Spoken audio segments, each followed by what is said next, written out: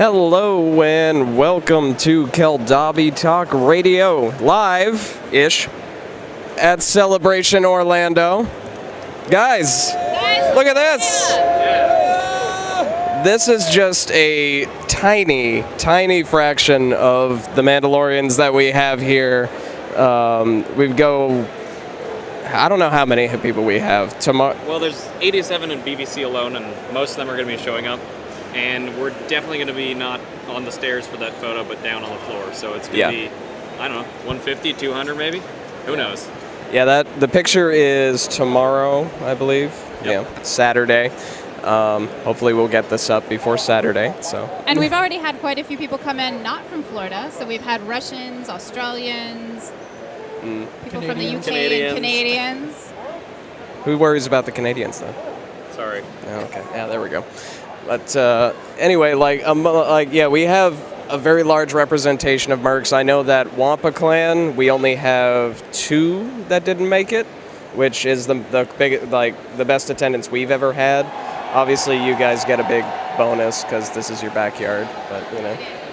It is indeed. It's true. Dale's put in a lot of work on this booth here, though. Yes. We shared some stuff on the Facebook page earlier, yesterday, Thursday, Wednesday. You know, every chance we got. People are loving it. We definitely have one of the coolest booths here, hands down. One of the largest, too. 6,000 square feet. It's crazy. Yep. Bigger than my house. So, to introduce everybody here, obviously I am your host, Crow, and with me is Thaxos. Hey. Misha Kitty. Hey, everybody. We have Dark Hyra. I'm always here. And you may have noticed, we have the big man himself, Mandalore the Uniter. Hello, everybody. And also, you may have noticed we also are standing on our sweet Mandalorian transport skiff. And that was made by the gentleman over here on my right, Kabitra Verda. And let's just go in with that. What was the inspiration for making this, and how did it come about? He did it. Celebration Anaheim. He built the speeder, and every year since 2009, the Storm Warriors have been in the Titusville Christmas Parade, and we've always wanted something bigger and better every year. And so for right about 3 years, we had the first battle barge that was named by Lim Zig D from here in Florida. We called it the Acalinodot, which means hard contact. And it was getting old, so we decided we needed to do something bigger. And what better to do than something that's canon? Right. So I got with Mandalore and I said, what can we do? And he said, hang on a minute. Got back with me and said, look what I've got. And he sent me pictures that Lucasfilm had sent him of the Clone Wars Mandalorian transport. So we sent those pictures to Old Vart, and he did all the engineering drawings. I put together the parts list. He paid for it. And the Mandalorian Mercs paid for it. And we built the full-size 1-to-1 scale. Definitely beats out our old battle barge. It was 16 feet long by 8 feet wide. This one's 30 feet long by 9 feet wide. We did get a sponsorship with it too. We had some help with the railings. Yes, we did. A local company in my town called BT's Welding. I took it to them and I said, "Hey guys, I'm doing this for a charity group. How much will it cost?" And he said, "Bring it to me." I went to pick it up and I said, "How much do we owe you?" And he said, "You did it for charity. It's our gift." That's fantastic. That's really amazing. Professionally welded railings that really do hold very well. It is And that's pretty important. solid. And that's important too, because if you happen to ever come to Florida and you come around December, the Titusville Christmas Parade, this is our parade float. Yes, this is. And we're sort of known for loading it up with Mandos. Yes, our And- last float only would hold, at best, maybe 10 people. Yes, and as someone that had ridden on that float and You the knew sort how of... much I hated it. Yeah, I know, poor David. And every time we kind of went, all right, how's this going to go this year? And that old girl, she always got us She where gave we her needed best. to go. And that's the reason why we named this one the MTS Acalinodot 2. Because the old one gave her best, and this one is going to be here for a while. And you said that Lemzig is responsible for the name. What does that actually mean? The name Akalinadot means hard contact, and that's actually the first novel that Karen Travis wrote that pretty much gave us the inspiration to do all of this. Yep. The whole Mandalorian culture. Nice. So it's sort of in honor of her, of Karen Travis, for giving us what we have here. Nice. All right, so let's see. Let's see. So how long did it take to make this? I think from start to finish, once we actually had all the plans, it probably took about 6 months total, off and on. Because I bought the trailer from a guy that lives down the street from me. I drove by and I went, I need that. I want that. That's what we need. And he sold it to me. Actually gave it to me at half price because I told him we're building a parade float and it's for our charity group. And I don't know, maybe there's a magic word there, charity, you know. And he just said, okay, I just want it out of my yard, take it. And so I drove off with it. And it just, from that point, just, you know, the actual working time in man hours, it took about maybe 6 months to get from the bare trailer with nothing on it to what we have right now. That's not bad. And I don't know if we'll have images of this or if we'll be able to show it, but the detail is really incredible. Even the floor. Yep. That's, if you see me looking down, it's because I'm noticing more and more detail as I stand on this. Even the floor has these really cool designs and patterns on it. Yeah, what we did was the actual drawings have the all the details for it, and for the Christmas parade, I just had it with the railings and just the basic deck, and we actually screwed a couple of deck chairs down to it so that we could have some people sitting down. And I came back in after Christmas parade and I said, I need secondary skins.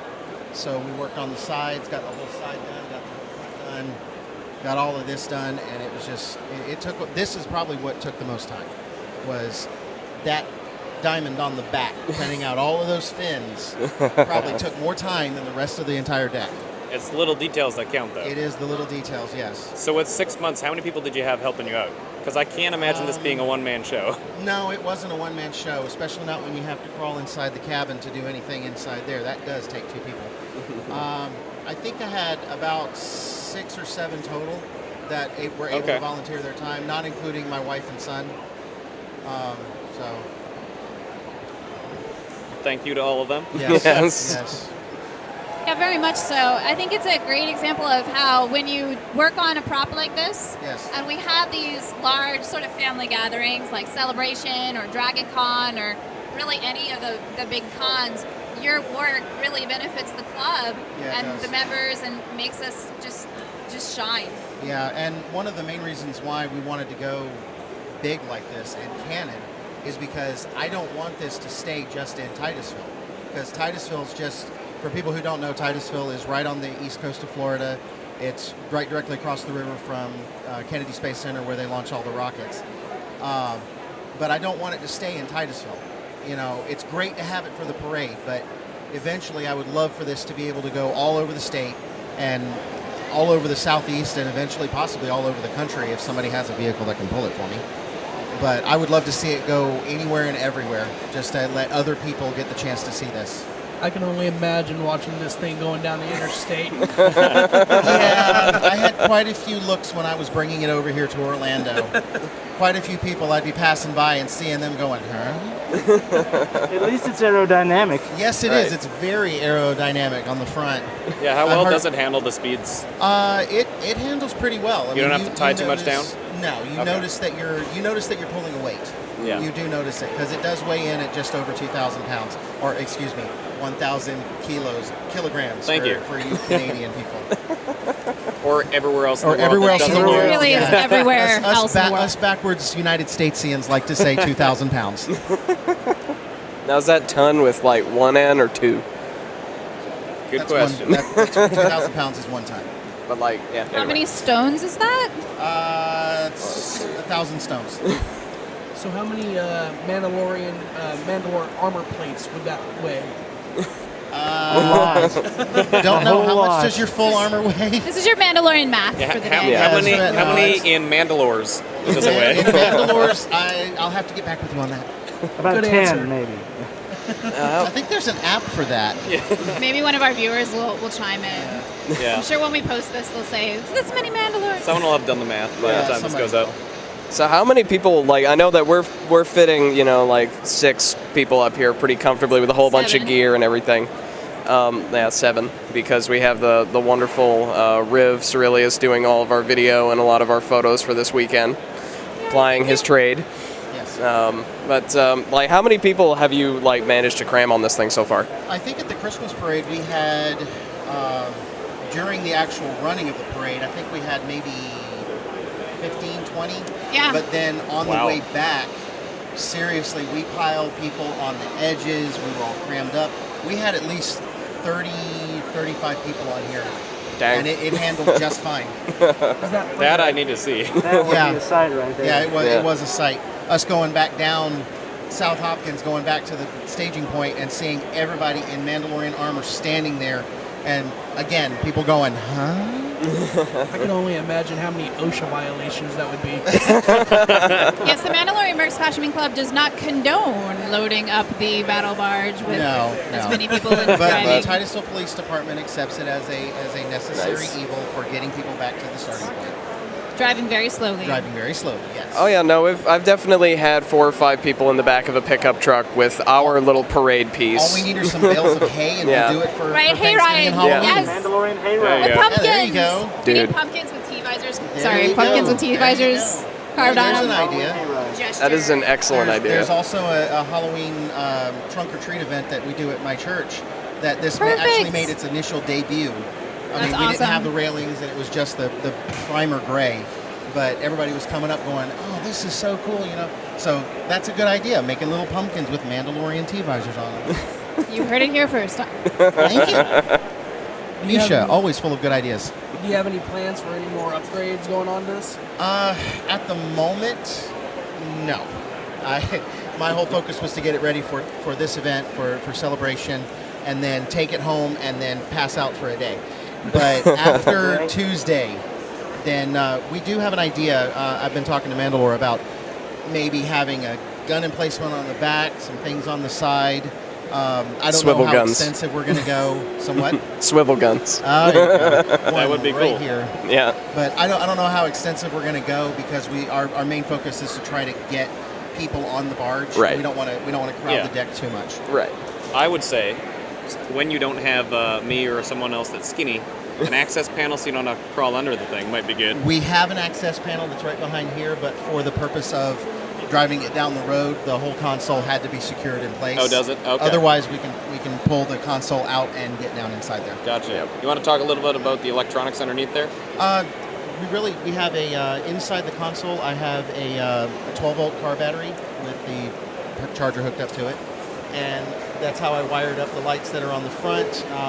The power inverter has a USB that we can keep our tablet powered up, and that'll give us our sound.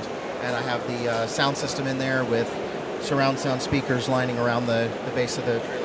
Awesome. Nice. So what are the sound effects and stuff that the electronics do? I was given the tablet by Mandalore. It has speeder sounds, pretty much almost the same sounds that are on the speeder down there. The power up, the power down, idle, high rev. It's got a bunch of sound effects, a bunch of music on it. For this event, I actually got Cool in the Gang's Celebration. Nice. And again, people were looking at me going, huh? And you said tablet, and Yes. I made this thought the other day when I was watching The Phantom Menace, because you've got, in Star Wars, you have data pads, and now Yep. in 2017 we have We tablets. we have Yeah, data We pads have now. data pads. What's Yeah. funny is in The Phantom Menace, if you watch when they're testing Anakin, you've got Mace Windu with the data pad on a selfie stick. And Yep. so you said, talking about data pads and the tablet, I'm like, how awesome is it that we have the technology now to do Star Wars data pads into our props and stuff? It becomes really does become life imitating art. I've never realized, that is totally a selfie stick. Oh, great. Now I'm going to have Blowing to go my back mind. and go through episode 1 again. Doesn't it just make the prequels so much better? No. I would like to say that I'm probably the only person here that enjoys the prequels, and those that don't like it, I like them too. Oh, Thank you. I like them. They're Like good. they are what they are what they are. Yeah. They're still part of the Star Wars. Oh, Star yeah. Wars history. No matter which movie, there's something you can poke fun at. Yeah. Oh yeah. And You there's gotta have Django. fun. Oh yeah. Yeah. Yes, and there's Django. Yep. All right, so let's see. What else are we doing today? So let's see. Today we don't have any real specific events going today. Like today's like the one We event. have the bash tonight. We do have the bash tonight. Heard a bunch of rumors about who might be showing up, who might not be showing up. I don't know. Still unconfirmed. Still absolutely unconfirmed. unconfirmed. Allegedly. Everything is unconfirmed until people arrive. Right. Yeah. That's the way it I'm works. hoping he does because I made him a promise 2 years ago that I'm hoping to keep today. A good promise. Yes, a very good promise. Well, we are running the bounty hunt Yep. every day, all weekend long. So Yep. if you have a chance, if you're here and you watch this, check it out. And I do know that between the bounty hunt and selling the art prints by Todd and Pinocchio, we've raised an amount of money that is definitely in the thousands of dollars. Yes. Last night we thought it was over 1,000, and I think this morning it was quite a bit higher. Yes. Do you know? I haven't heard a count yet, but that sounds awesome. Either way. It's- Yeah. It Corey is- did mention what it was, but I don't want to say it because I can't confirm it. But yeah, A it's- rough But it was ballpark of- a rough ballpark of near 5, I believe. Right. That would be Just amazing. in one day. It's a lot. So we want to encourage folks. Wait, are they? not live. We're not live. No, we're not live. Then never mind. We're live-ish. It'll go up very soon. So, Yeah. So hello, near future. near future. So anytime you are at an event and there's Mandalorian Mercs, always stop to check to see if they're doing bounty hunts, because it's really a fun way to give a little bit to charity. And here at Celebration, what we're doing is for a suggested donation of $10, you can send one or several Mandalorian bounty hunters after a friend or foe. And the cool thing is you get a raffle ticket, and then if that person is caught, they get one too. And every day we have a different item to give away. We've had all different types of helmets and other goodies that we've been giving away daily. Oh yeah. I And make feel sure to like show we're up. the telephone. Yeah. We're talking. I feel like we're the NPR telephone. Sorry. No, that's good. I like it. And one other thing to note, though, make sure to actually show up for the raffle drawing. Sometimes people don't show, and we are still giving away these awesome things, so you don't want to miss it. No, yeah. Yeah, and speaking of raffle, that's one of the big ways that we're able to raise money for our charity. At the bash tonight, we'll have a really large raffle. Yeah, we We've have had our silent donations auction. coming in from all over the place, and there's some good stuff in that raffle. Also, we've got raffle baskets happening, and then we have the auction as well. I'm looking forward to that. One of the things that I'm really impressed about, especially with the jail unveil, is with the bounty hunt, is the bars Yes. on the jail. I mean, we saw that in Anaheim 2 years ago, and I looked at Kadinda Rooney and I said, we have so got to do that. And so next thing you know, I'm showing up to help load everything up, and we've got it. No, And it's so cool. You use your flash on your camera, and the reflective tape shines out to you, and it makes it look like it's actually laser bars holding you in the jail cell. Yeah, Ken and his team have got really creative on that one, and Oh my we've had God, a the couple mural people behind us. asking how that happened. Like what we actually we posted it a couple times on our Facebook page, and several people asked how we did it. And the answer is they're just PVC tubes Yeah. with reflective tape on them. Yep. Yeah, people get really they're really They're looking for amazed. sensors. They're looking for hidden lights. They're really amazed at what we do to put stuff together. I mean, when you look at the barge, it's really just lumber and plywood and aluminum. And, You make it sound so easy. plastic. Yeah, when you think about it, it really is very simple, because if you look at the props that were made in the original Star Wars, everything was made from found parts. Yeah. I mean, the seats in the Millennium Falcon came out of I think they said they came out of a racing car. I can't remember, but it's just all the stuff that you look at, and then you look for found parts. I mean, we got a cannon over there that was made out of a computer tower, Yep. and Yeah. more PVC and Boba Fett blasters. The gonk droids are just bins flipped on Yeah. top of each other. Rubbermaid tubs put together and stuck. Though painted. I do also have to say, like, I noticed this when I was like setting up this rig to do the podcast today. One of the other props that you brought along was a gonk droid. Yes. And that is actually wired for power. Yes, it is. The battery's dead right now, But Not a very good gonk droid then. what's that? Not a very good gonk droid. As power's dead. No. I think the battery charger died on me. But the way I wired that one up, I actually built that for Celebration 5. So that one's been around for 7 years. He's getting a little tired. But it really is just Rubbermaid tubs, bits and pieces, and then the electronics inside. I put a computer plug on the back of it so I could actually power it up. And that gives me 120 volts of actual, household power, which is what you're using to power all of this up. Yep. And then on the sides, hooked up to the battery, I have 12-volt outlets for car chargers and USB ports. Did you check if it's a bad motivator? I think it is a bad motivator. I'll have to look. So, Ian, do you want to talk a little bit about the booth and some of the kind of cool elements in it? Yeah, I would definitely love to talk about that. I would like to start out, you probably see them right in most of the shots. We have all these awesome flags. Like, these are the flags that all of our clans have been submitting over since MegaCon last year, I believe. The call got put out about a year ago. Yeah. We started it for MegaCon of last year, and we had some flags come in. Yep. Our BBC members started collecting them. At that time, Oren Varick, who was a member, requested it, and now he's our ally, and he's just been keeping it going. Yep. I saw that there were a few that weren't able to get one to us, or just there wasn't time or anything like that, so they actually just made a bunch of them. Right, Yeah. So about 2 nights ago. Yeah. What day is it? I think it's Friday. So It is Friday. About Monday and Tuesday, he was doing some screen printing. So Nice. yeah. Thank you, Steve. Thank you. And it was great too because we even had members fly in and they were unpacking their suitcases back in our little staging area back and like pulling out the flags. We were hanging flags yesterday.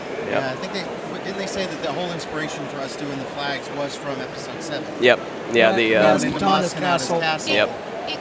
And Yes, seeing- it was. And also at Celebration Europe Yeah. last year, Ion did some wonderful work that was very similar. Yep. So that also gave to it. Who was it that originally put out the call? I can't remember. For the MegaCon project that evolved into this that project, it was Oren. Yeah, Yeah, it was your very own Steve. Oh, yes.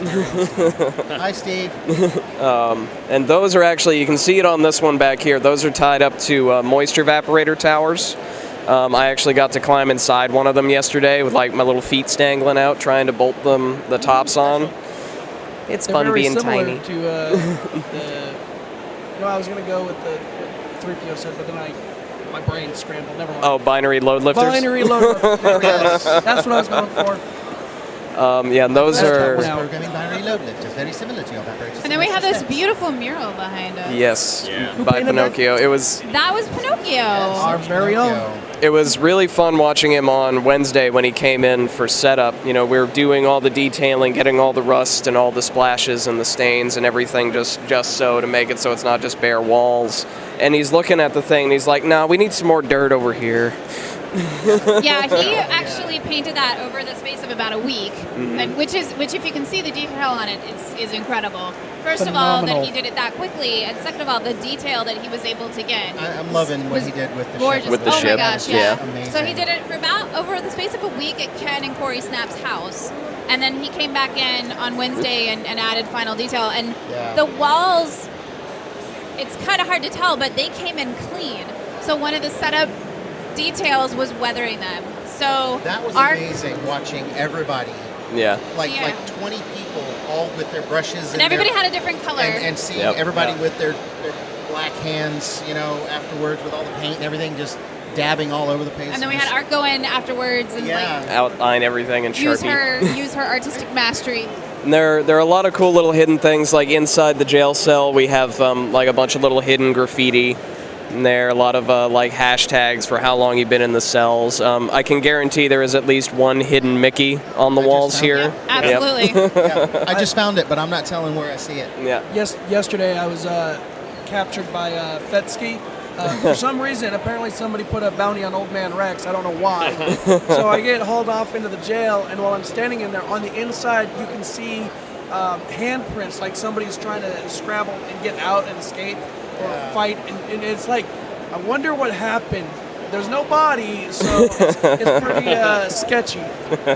Yeah, no, we kind of had to make it black handprints so that it wouldn't be red for, we wanted to make it. Yeah, didn't want to make it morbid. We didn't want to We make just it needed morbid. it just needed some grime. That's Yeah. all. Yeah, grime and grease. Yeah, grime and greasy. And over further in the back, we also have our target practice area. We have a little Ewok and a little Gungan. We do. Having the booth interactive was important. Yes, and people can not only do the target practice, but we have sets of armor that people can try on, like all the way down from little kid size to full-on adults. Try shooting Jar Jar at a poor little Ewok. What did that Ewok ever do to you? I've seen a lot more people going for Jar Jar. Yeah, they are. Like a lot more for Jar Jar than the Ewok. He's a bum bag. Obviously, one of the biggest attractions at the booth. Not to brag, but are our Mandalorians. Like, if you want to get a picture with like the widest variety of Mandalorians you could ever find anywhere, this is the place to go. I'm glad we have a large hallway in front of our booth. I really do like our location. I mean, we're looking at the Star Wars show live stage. That's just that location. Oh yeah, the food court's right on the other side. We're smelling the food courts. I gotta It's say true. one We are thing, close to the food court. what I've noticed, because I used to run Blue Moon Clan, and one thing I've noticed, and I don't know about other areas, but I know like watching this and seeing the setups that we've had at our celebration, this celebration, the one that we had at Anaheim, I've noticed the Mercs have always had a very interactive, very what's the word I'm trying to think of? I guess interactive. Approachable area. And I'm not disparaging the other clubs, but their areas are more like museum sets. And they're very, they got prop pieces, but they're not as intensive as what we come up with. Because I think we want people to interact and grab and play with stuff. And try all I was over at the Rebel Legion booth yesterday, and they do have a whole area where they have the fabric laid out for Jedi. They have a table that's set up for Zeb Aurelios, showing how somebody built that costume and showing all the fabric they used. And then they have another table with some helmets on it and some other like droid parts and stuff, so you can see how it's made. Yeah. And I said I had when I went in there, over here it's like we have signs specifically that say "Do not touch." Other places it's like, oh, grab it, take it, hold it, shoot it, mess with it, whatever. Just don't take it. Just don't take it, right? And then, but over there, so I asked them. I said, "Is it okay if I touch this?" And they're like, "Yeah, go ahead, pick it up." So I'm picking it up, and I'm looking all over the place at it, and handed it to my son, and he's like, "Wow, this is so cool, Dad. You could do this." I said, "No, no. There's already other people that do this. I don't want to add to my plate." We've always designed our celebration booths to be interactive ever since the very beginning, because that's kind of what sold them on us. Yeah. It allows us to interact with the fans. It gives fans more Star Wars that they can actually be part of in a way than just displaying things. And that's attractive for fans, and that brings fans to the show, and it gives them memorable moments of the show that makes them want to go to future shows. So we've always had the booth designed around that one goal of it being interactive with the fans, and the fans coming in and being able to try stuff on and touch stuff and interact with us and speak with us and that kind of thing. I think that's important. It's very important because when we recruit new members, when we get new members, they come on board. What's one of the first things they do? They come to armor parties. They start interacting with us. So this is kind of a natural thing for us to be interacting with the crowds. So why not build on that? So it's always been the intent since the very beginning to do our booths like this. And the Mercs really do. I mean, some of you guys know my day job is like PR and outreach, and I have to say, you won't find a friendlier group of people. We have multiple places where you can walk up and talk to someone. We have a little information booth right here, and then in the sort of the middle of the booth, we have a place where we have merchandise for official members and our bounty hunt, and then on the other side, we have our artists there signing their prints, and at every spot, we have members hanging out, just ready to answer questions and connect with you, and I think that's just a really fantastic. And Pinocchio's over there actively working on a new print right now. Pinocchio's working on new artwork, and then Todd is their side. They're both signing their artwork too. All right. So I believe you need to split. Yes, I need to get to my hotel before they cancel my reservation. Thank you so much. Well, for thank you being so on much for being on the podcast with us It's and been for my this pleasure, beautiful guys. barge you built. Well, thank you. Thank you. Yes. We appreciate it. Yeah, we definitely appreciate it. Right over that way. Awesome. Bye. All right. What next, Mr. Trow? Well, let's see. We do have a bunch of other events that we're running this weekend. Like we did the Meet the Three Clubs panel, I believe on we did. Thursday. That was like one of the first panels of the convention. The Ladies of the Legion panel. We had Mandalorians well represented That's there. today, yeah. That's today? That was today. Okay. So let's see. We have the actual Mandalorian Mercs panel. Has that happened yet? That was yesterday. That was That was also yesterday. Yeah, we've got down and dirty Mandalorian armor tomorrow. Oh, okay. That's the really fun one. Yeah, we're excited about that. That'll probably be a standing room only panel. Yeah, because not only do you get to see us just actually like how we physically make some armor, because we will actually be making some that day. Somebody's going to get to walk out of that room with it. Two people. Yeah, this year, We're 2 doing people. 2 sets. Yes. Every time we do this, we kick it up another notch. When we did it in London, we included a helmet with it. This time around, we're doing 2 sets. It'll be one for a female and one for a male. That is awesome. It's awesome, but it's also a lot of pressure to get both sets done in under an hour. Yep. But I mean, it proves it's doable. And who's on that panel that's taking on that challenge? It's going to be pretty much all of our app team members that are here, which are, I think there's about 10, and then Tony, well, the PR officer There's many. over at Cantier, and then myself. Both of us will be narrating it. Fantastic. So if anybody can do it, the app team can. Yes, if anybody can do it, the app team can do it. Sorry, I'm checking my schedule. See, So- it's that data pad again I'm talking So- about. Yeah, exactly. But yeah, that's going to be at what 10:30 on No, on you go. yeah on Saturday. Yeah, 10:30 tomorrow. Is that when the Down and Dirty panel is? I believe so. Sure. 10:30 also, a.m. If you say so. There's also a schedule posted online on the forums. That's what this says. Yeah. I was going to say, has anyone had a chance to walk out around beyond the booth? A little teeny bit. Yeah, a little a teeny little- bit. Booth? I I know, walked out for. It takes a while to get to the Group front and the photo back of this booth. It's quite large. I kind of limped around to get around. Yeah.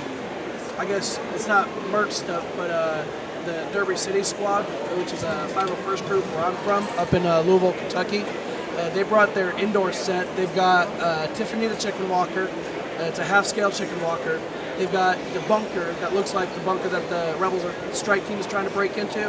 Right. And then they've also got 2 speeder bikes, and it's over yonder that way. It's right across the way there. Yeah. But because you have your Old Man Rex costume now. And- Yeah. So, as people know, I've had my medical issues and whatnot. It makes wearing my armor pretty much impossible at this point. I got a crazy idea. I'm a disgruntled veteran. I'm bald. I'm fat, and I've got a beard. I can pull off an Old Man Rex. And so last year at the Rogue One film debut. After the film, my friends and I we went to go to dinner, and I'm sitting at the table playing on my phone, and I noticed everybody kind of got quiet on the far side of the tables. And I look up, and they're all staring at me, and I'm like, "What?" That's never good. No, it's usually bad, especially knowing me. And next thing I know, my buddy Chris comes around, and there's Chris, Jennifer, his mom, and Mutt, Clint, his stepdad. And they're really good friends of mine, 501st members. Mutt has a fantastic Darth Vader. He's the same size as Dave Prowse was during the film. Nice. So, like, if you can't find a better Vader. So anyways, they got in touch with a friend of ours who did Captain Rex animated and was able to get me a set of realistic clone armor. It wasn't, the most accurate, but it definitely lit the spark to get me back into doing the costuming and doing the charity stuff. So in the past couple of months, I'd been working on it, planning it, trying to figure out where to get the right armor, where to get the right helmet, because I didn't want to do animated, I wanted to do realistic, like the sideshow figure. I wanted to look like, because I'm not a cartoon character, I'm real. And I eventually got a helmet. I got the armor pieces from KW Designs, Kevin Weir, and I started working on it, and I had such positive feedback from people as I'm building it, and it made me feel like I was right back into where I was years ago when I first started all this craziness. And I finished the armor, and it's been like a crazy hit. It makes me back to where it was when I first got Dark Harem rebuilt when I got back from Afghanistan. And I've had a lot of people like, you need to sign it up with the club, this club and that club, and it's not that I'm against the clubs, but I got this so I can get back into the charity aspect of things. Right. So I can go to a troop and kids can go, oh, it's Captain Rex, because that's what they're going to recognize, especially with Rebels being the hot cartoon right now. And so yesterday, my friend who does Luke Skywalker, Ryan Maierelli, I butchered his last name, I know. But anyways, he was like, hey, you know that fan theory that Dave Filoni really likes about Old Man Rex being in the indoor strike team? Yeah. Because there's an old man with a white beard who ends up hijacking a scout trooper costume. Yeah. And Dave Filoni thinks that's Old Man Rex. And then, you know, with the new canon, with the legends being gone. It could happen now.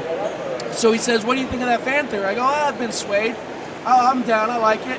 He says, we'll come to the indoor setup and we're gonna have you jump into the photo. I'm like, okay, cool. So I go over there and they've got all the photos that the Final First and Legion wanted to do. And then they were like, okay, Captain Rex, get in here.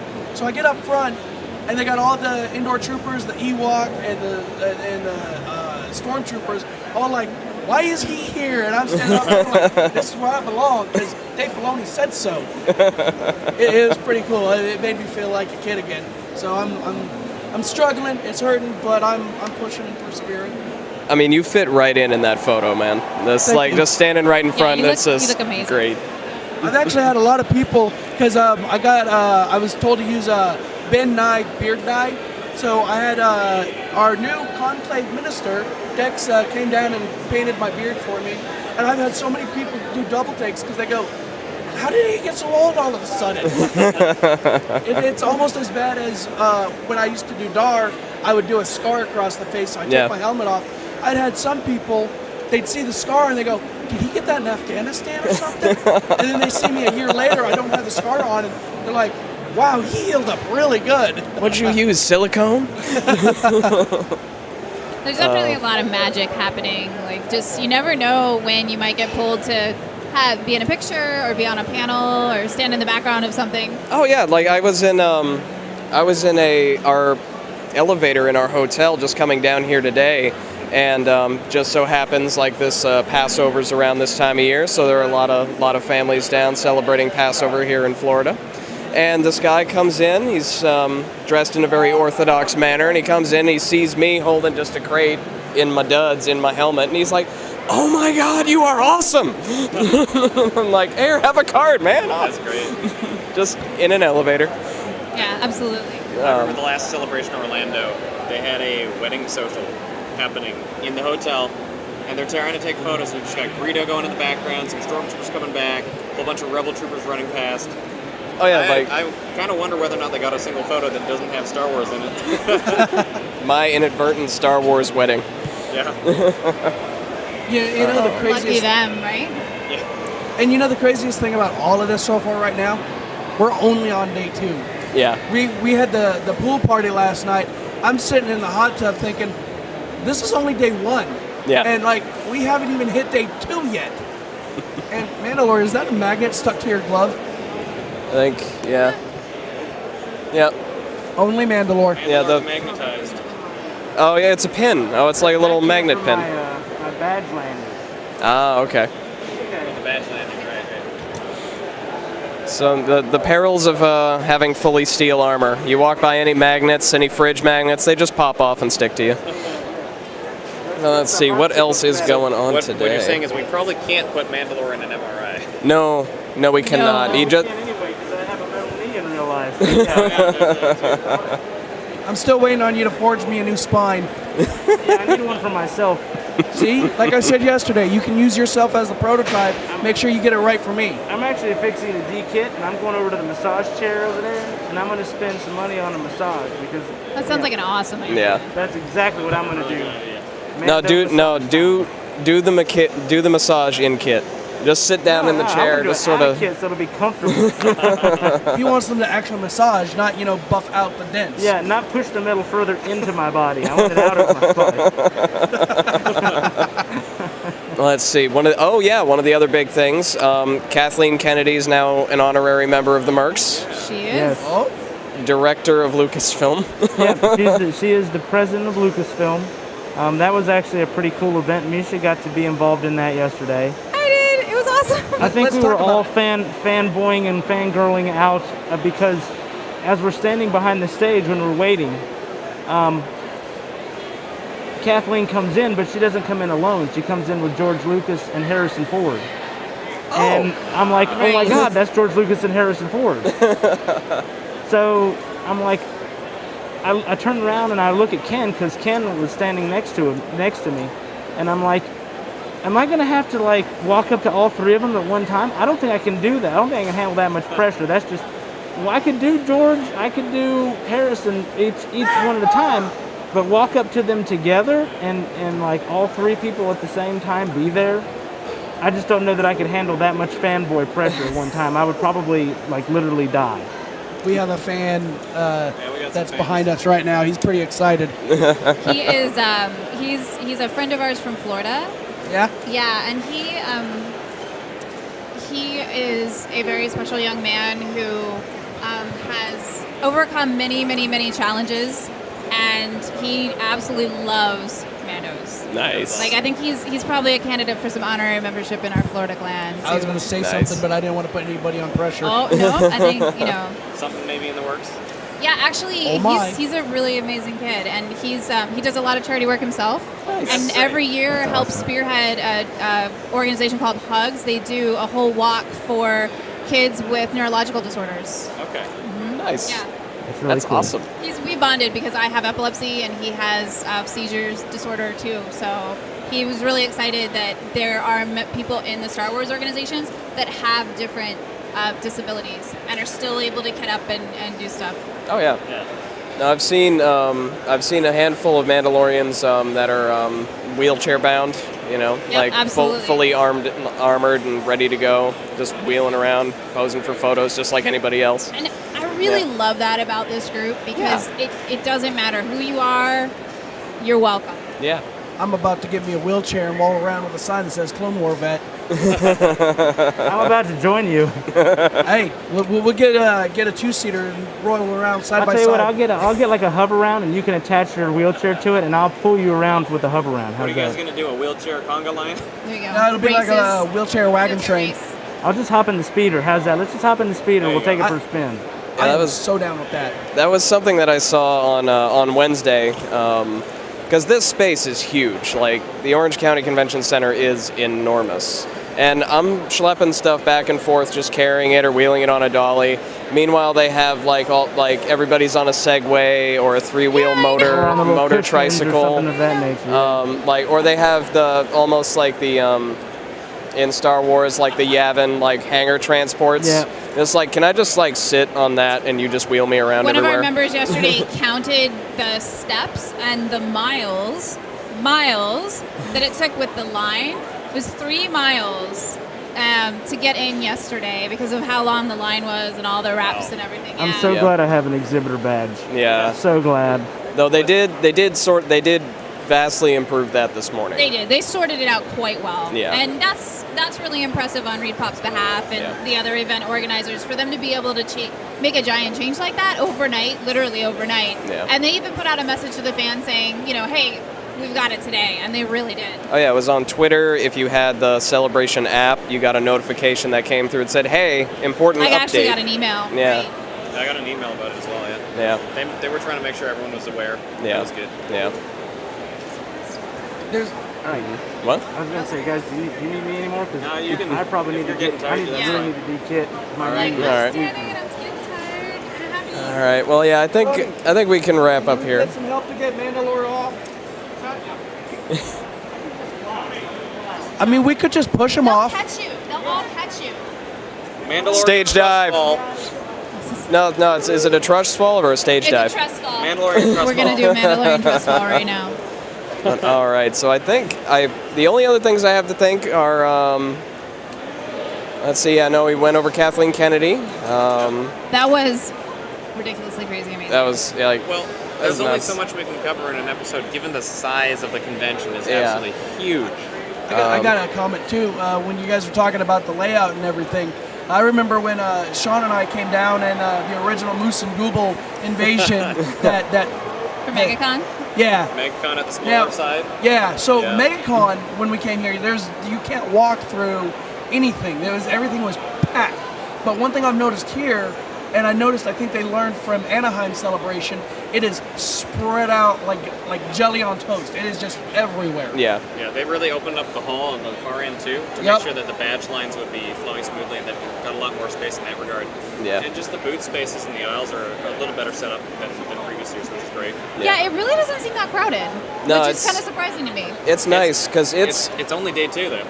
well, that's the thing. Yeah, Saturday's that coming, gives me the but it's still like you can see like it's full. Like there are Absolutely, definitely yeah. people here. Like you don't get a 3-mile line without people showing up. Yeah. Like so, I mean, but the fact that it is nice and comfortable, like I've only run into a handful of situations where people posing for photos actually jammed a hallway for any length of Right. time. Wait till the Death March. Oh yeah, well now that's the whole point. That's another event that we have tomorrow. Yes, right after the photo. Photos at 4. Yeah, so Yep. if people are showing up in armor at the Mercs booth for Saturday, 3:30, and then if you don't make it to the booth in time, meeting at the main stairs for Hall C. Yes, that's on this side, Yeah, Hall C. main stairs. Yeah, You'll it's find just- a ton of Mandos at 4 p.m. No later than 4 p.m. Yeah, if you- it's 4, we're taking photos, we're organizing. You might sneak in, hurry, Yeah. and But- then we'll do the Death March right after. Yeah. And it's not easy to organize those photos, so we really ask everyone, please try to be on time. Although I'm saying this, and that's totally going to mean that I'm going to jinx myself tomorrow. Yep. But please, I was just going to say, please try to be on time. We just did the Rebel Legion photo earlier, which I had to do for my one time a year that I get to wear the Jedi. And it's amazing because so many people are there on the ground trying to take photos of it because it's really cool. So just the logistics of getting everybody arranged and then getting all the fans to back off, it takes a lot. So Yeah.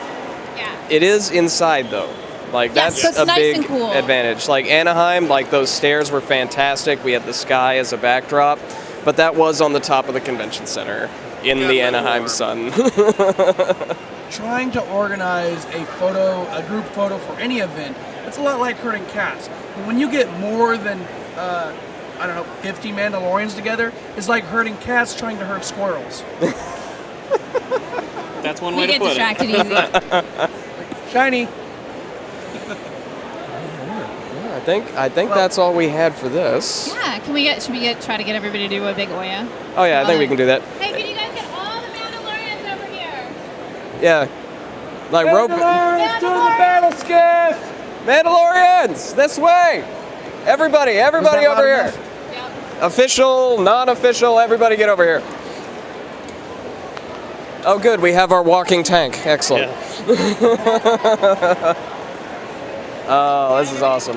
And yeah, like we said before, this is just like a teeny tiny bit. Like imagine this, but times 50. All right, everybody, on 3, give me a nice big oh yeah. All right, 1, 2, 3. Oh yeah! All right, awesome. All right, that is it for Keldabe Talk Radio on behalf of the Mandalorian Mercs Costuming Club. Thaxos, Misha Kitty, Dark Hiram, I am Crow. Thanks for listening and Adios. watching. Bye, guys.